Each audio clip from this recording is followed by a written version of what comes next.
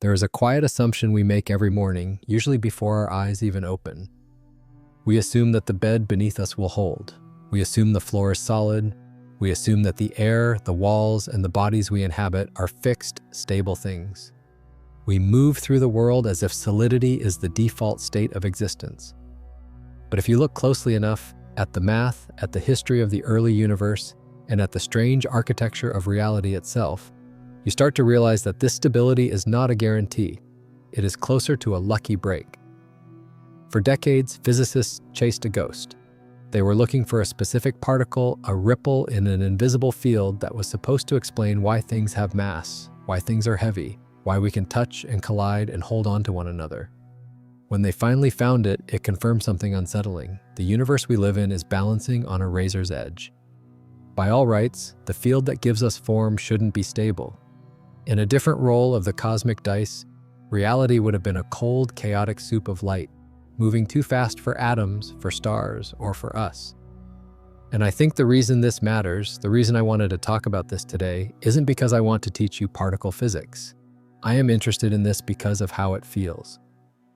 There is a resonance here. I think many of us walk around with a private, unspoken suspicion that our own lives are fragile, that the stability we project to the world is just a thin veneer, that our heaviness, our responsibilities, our memories, our sense of self, feels burdensome, like something we have to constantly uphold. So before we go any further, I'd like to invite you to just stop. Put down the need to understand the math or to solve the problem of your own life for just a few minutes. I want to explore the possibility that the weight you feel isn't a mistake. It might just be the only reason you're here at all. Imagine for a moment the universe in its very first breath. It is hotter than we can comprehend, and it is incredibly fast. In this early version of reality, nothing has weight. There are no atoms, no stars, no planets. Every particle is racing around at the speed of light, bouncing off everything else, never stopping long enough to become anything real. It is a universe of pure, chaotic potential, but it is a universe where nothing can actually be. If things had stayed that way, we wouldn't be here. There would be no structure, there would be no time, at least not in the way we experience it, because time requires things to slow down. But then, a fraction of a second after the beginning, something shifted. The universe cooled, and a specific field, what we now call the Higgs field, quietly switched on. You can think of it like a sudden, invisible frost spreading across a lake.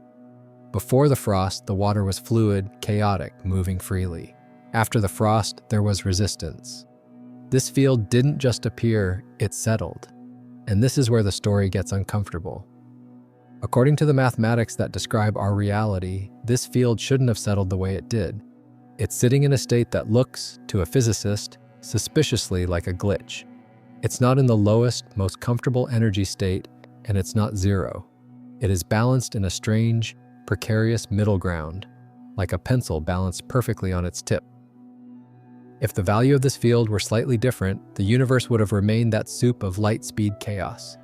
If it were different in the other direction, everything might have collapsed into a black hole immediately. Instead, the universe found a way to slow down just enough to let matter clump together. It broke its own perfect symmetry to allow for the messiness of form. There is something deeply human about this ancient cosmic event. We tend to think of settling as a passive thing. We settle down, we settle for less. But in the language of the universe, settling is an active, dramatic tension. Stability isn't the absence of chaos, it's the result of a field holding everything in a specific, fragile embrace. We are living in a reality that didn't have to happen. The solid ground you are standing on is only solid because billions of years ago, the universe effectively decided to freeze a specific vibration into place. It traded absolute freedom for the ability to have form. It traded the speed of light for the ability to linger. So what is this stuff we are made of? If you look at your hand right now, it looks solid. It feels like a continuous, coherent object. If you strike it against a table, it makes a sound. Our intuition tells us that mass, the heaviness of things, is something we own. We think a rock is heavy because it contains heaviness inside it, the way a cup contains water. But the discovery of the Higgs field turned that idea upside down. In modern physics, mass is not a property that belongs to you. It is a measure of how hard you are struggling against the invisible field that fills the room. Think of it like walking through water. If you are standing still in a pool, you feel relatively light. But the moment you try to run, the water pushes back. It resists you. That resistance is what gives your movement weight. Particles like electrons and quarks, the building blocks of your body, are constantly wading through the Higgs field. They are pushing against it, and it is pushing back. That drag is what we perceive as mass. If the field disappeared tomorrow, your body wouldn't dissolve. It would simply lose its ability to stay here. You would instantly accelerate to the speed of light and scatter across the cosmos. This redefines what it means to be a physical being. You are not solid because you are filled with matter. You are solid because you are constantly interacting. You are solid because you are resisting. There is a profound shift in perspective here. We often think of resistance, friction, difficulty, slowness as things that get in the way of life. We want to be weightless. We want to flow without effort. But physics suggests that without resistance, there is no you. A particle of light, a photon, does not interact with the Higgs field. It zips through the universe without any resistance at all, and because of that, it has no mass. But it also has no perspective. For a photon, time does not pass. It is everywhere and nowhere at once. It cannot rest, it cannot build, it cannot remember. We, on the other hand, are heavy. We are slow. We are stuck in one place at one time. But that stuckness is exactly what allows us to have an experience. Mass is not just the weight of your body. It is the anchor that keeps you in time. It is the friction that allows memory to form. We are defined not by our freedom from the world, but by our collision with it. And this is where the physics starts to feel personal. If mass is just resistance, if it's just the universe slowing us down, then the heaviness we feel in our daily lives might not be a metaphor. It might be a direct echo of that same cosmic drag. Think about how often we apologize for being heavy. We apologize for taking up space, for moving slowly, for needing time to process things. We feel guilty when we can't just let go or move on instantly. We look at the people who seem to glide through life, unbothered, unattached, fast, and we wonder why we can't be like them. We treat our own density like a character flaw. But if we follow the thread of the Higgs field, we see that this heaviness is the only reason we are real. Because we have mass, we experience time. Because we are slow, we have moments. A photon doesn't get to watch a sunset. It doesn't get to miss someone. It doesn't get to feel the ache of nostalgia or the warmth of a coffee cup in the morning. Those things require duration. They require you to be here, now, held in place by forces you cannot see. To be a self is to be burdened. It is to carry the weight of your history, your choices, your body, and your name. It is to be separate from the rest of the universe, dragging your identity through the field of existence. It is exhausting. I know it is. There are days when the gravity of just being a person feels like too much, but I want to offer you a different way to hold that weight. What if your heaviness isn't a sign that you are failing to be spiritual or failing to be optimized? What if it's the price of admission? The universe had to break its own symmetry to make you possible. It had to allow for friction. So when you feel stuck or slow or weighed down by the sheer magnitude of your own life, you aren't doing it wrong. You are doing exactly what matter is supposed to do. You are resisting the void. You are insisting on being here in this specific shape for this specific time. The burden you feel is the anchor that keeps you from dissolving back into the light. There is one final detail about this particle that is perhaps the strangest of all.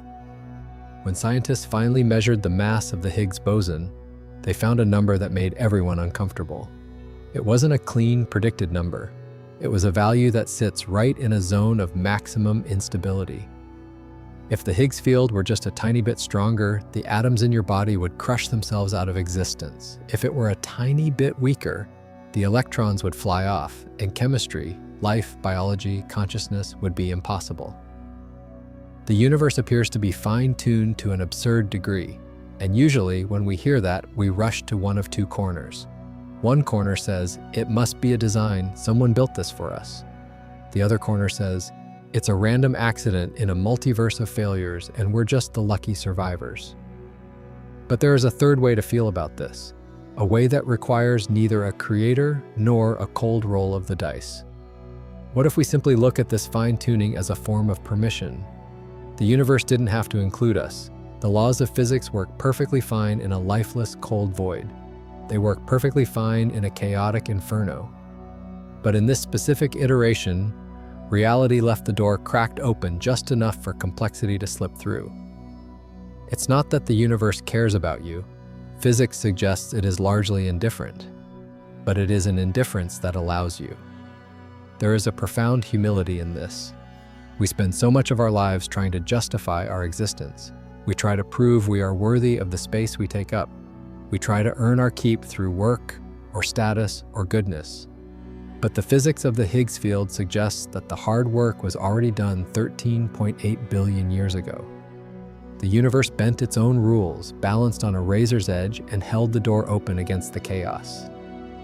You don't have to earn the right to be here.